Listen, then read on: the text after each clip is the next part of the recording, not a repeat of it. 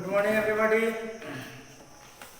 जैसा कि आप सब लोग को मालूम हो चुका होगा कि आपका जो एग्ज़ाम है वो इस महीने की 10 जुलाई को होगा, क्लास 6 का।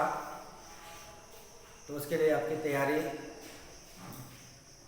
बेहतर ढंग से होनी चाहिए और आपको जो चैप्टर्स पढ़ाए गए उसके बारे में भी आपको जानकारी दे दी गई है मेरे द्वारा कि एसएसटी में यानी सोशल स्टडीज में कौन कौन से चैप्टर्स की तैयारी आपको करनी है, ये भी बता दिया गया है। कौन कौन से पढ़ाया गया है उन्हीं चैप्टर्स की आपको तैयारी करनी है। जो बचे हुए समय है उसमें आप अच्छे तरीके से पढ़िए और समय का पूरा सदुपयोग कीजिए और अच्छे से तैयारी कीजिए। चैप्टर्स को पढ़िए, ना कि क्वेश्चन आंसर को रटिए। ठीक है, चैप्टर्स को पढ़िए। चलिए हम लोग 12 चैप्टर, आपका जो हिस्ट्री का चैप्टर है 3 चैप्टर्स हम लोगों ने पढ़ा था हिस्ट्री में, जिसमें 10, 11 और 12। तो ये 12 चैप्टर जिसका रिवीजन कराया जा रहा है, यह चैप्टर है जिसमें हम लोग Mesolithic as, middle stone age के बारे में हम लोगों ने स्टार्ट किया था कल के क्लास में, लास्ट क्लास में। और जिसमें हमने देखा कि कैसे अर्ली मैन जो है हंटर गैदरर से फार्मर हर्डर बने, है ना। हंटर से कैसे फार्मर बने और साथ ही साथ उन्होंने डोमेस्टिकेशन ऑफ एनिमल्स यानी जानवरों को पालना शुरू किया। ये सफ़र जो था उनका हंटर से फार्मर बनने तक का जो सफ़र था, कैसे उन्होंने तय किया, इस चीज़ के बारे में हम लोगों ने डिस्कस किया था। कल चर्चा हुई थी क्लास में, रिवीजन क्लास में। और इसको हम लोगों ने, तो आप जानते हैं कि बहुत पहले 2 महीने से ज़्यादा हो गए इस चैप्टर को पढ़े हुए, है ना। तो यह सफ़र हम लोगों ने, उन लोगों ने कैसे तय किया, अर्ली ह्यूमन ने, इसके बारे में हम लोगों ने बात की थी। उसके बाद जो अगला ये मिडिल स्टोन एज था जहाँ शुरुआत हो गई थी, उसके बाद डेवलपमेंट का समय आता है, अपने आप को और विकसित किया इन्होंने। वह एज नियोलिथिक एज आया, जिसको न्यू स्टोन एज। और स्टोन एज की जानकारी आपको दी गई है कि चूंकि स्टोन का इस्तेमाल सर्वप्रथम किया गया ह्यूमन के द्वारा, इसीलिए इसको स्टोन एज कहा गया। और उसी स्टोन एज को अलग अलग पीरियड में बांटा गया, है ना। जिसमें आपका सबसे जो ओल्ड स्टोन एज, जिसको पैलोलिथिक कहा गया, है ना। टूल्स के कैरेक्टरिस्टिक के हिसाब से उसको भी बांटा गया 3 फेज में। पैलोलिथिक यानी ओल्ड स्टोन एज को, जो मैंने आपको बताया कि 3 paleolithic age is also divided in 3 phases, lower paleolithic, middle और अपर पैलोलिथिक। ठीक है, उसके बाद जो हमारा मिडिल स्टोन एज आया, ओल्ड स्टोन एज के बाद मिडिल स्टोन एज, जिसको मेसोलिथिक कहा गया, पैलोलिथिक जिसको कहा गया ओल्ड स्टोन एज। क्या कहा गया? Old stone as, old stone as कहा गया। ठीक है, ये कॉन्सेप्ट जो है आपका क्लियर होना चाहिए, इसमें कंफ्यूज नहीं रहना है। Palaeolithic, old stone as, Mesolithic, इसको कहा गया मिडिल स्टोन, मध्य का, है ना, मिडिल स्टोन एज।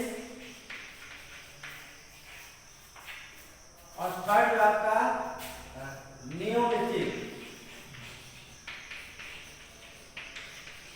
इसको कहा गया न्यू स्टोन। नवपाषाण युग, मध्य पाषाण युग, पूर्व पाषाण, मध्य पाषाण और नवपाषाण युग, Neolithic, sorry new stone as है, न्यू स्टोन एज। नियोलिथिक तो लिखा हुआ ऑलरेडी, न्यू स्टोन एज। ठीक है, तो 3 स्टोन एज हुए। ओल्ड स्टोन एज कहा गया, जिसमें कैसे इसको हम लोग डिफरेंशिएट करेंगे। ओल्ड स्टोन एज में शुरुआत थी, किसी भी चीज़ की शुरुआत होती है तो उसमें बहुत सारी त्रुटि रह जाती है। पहली बार में कोई भी आदमी किसी चीज़ को करने में पूरी तरह से सफल नहीं होता है, यह नेचर है ह्यूमन का, है ना। कि फर्स्ट टाइम अगर आप किसी काम को करने जा रहे हो तो कुछ ना कुछ खामियां उसमें रहेगी, फिर लोग उसको सुधारते हैं। तो ये खामियां वाला जो एज रहा था शुरुआत का है, जिसको ओल्ड स्टोन एज कहा गया, है ना।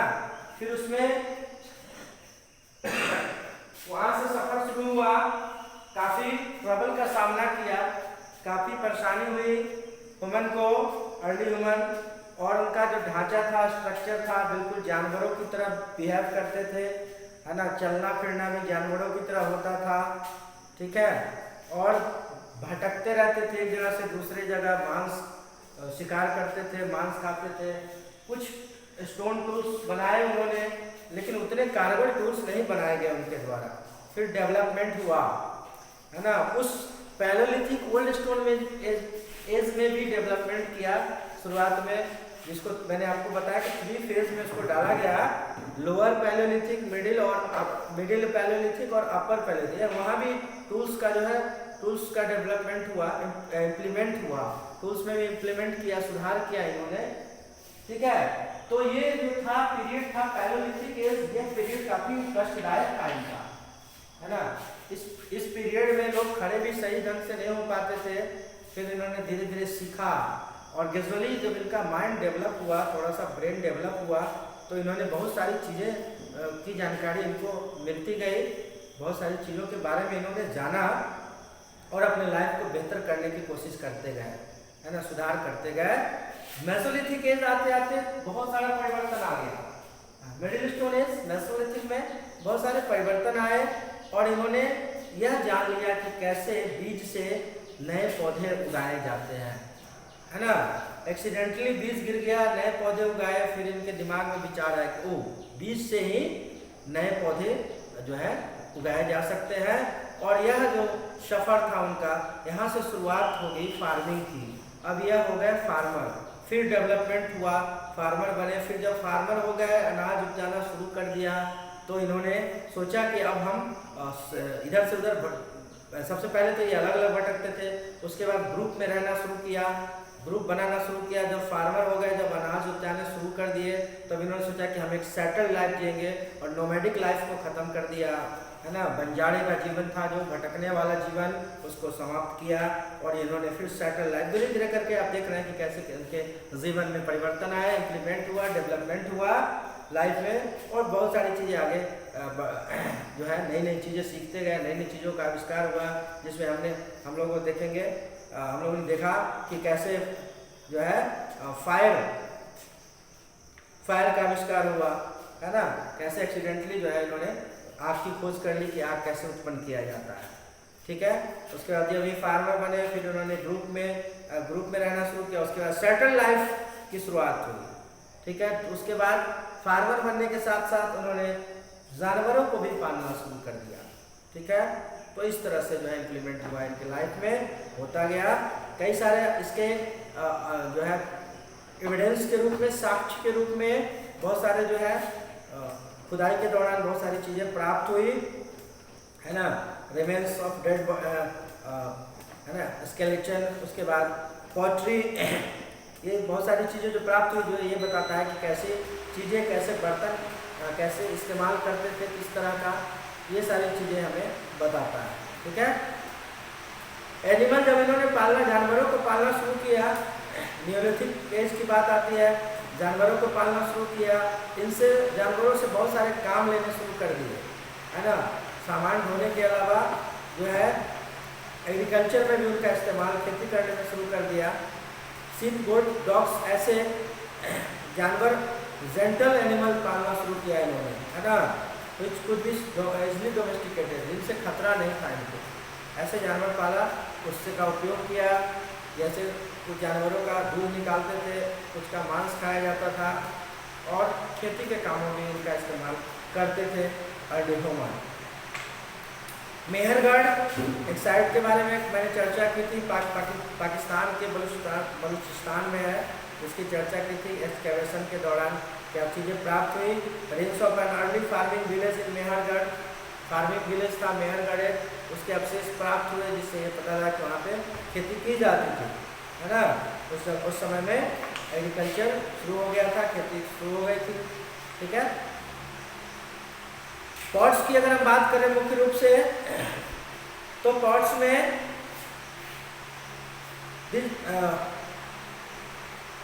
Eight first they stored the grains in pits of trenching dug below the ground. पहले जब अनाज उपजाना शुरू किया, जब फार्मर हो गए, अनाज उपजाना शुरू किया, तो उसको स्टोर करने के लिए जगह चाहिए, तो वो गड्ढे में ट्रेंचेस में, है ना, ग्राउंड के नीचे, जमीन के नीचे अनाजों का भंडारण करते थे, है ना। देन दे वो basket out of wild grass, जंगली घासों से बास्केट बनाना शुरू किया स्टोर करने के लिए, ठीक है। Grass and applied wait clay around the basket, और उसको मिट्टी से लेप कहते हैं जिसको, उस तरह से लगा देते थे।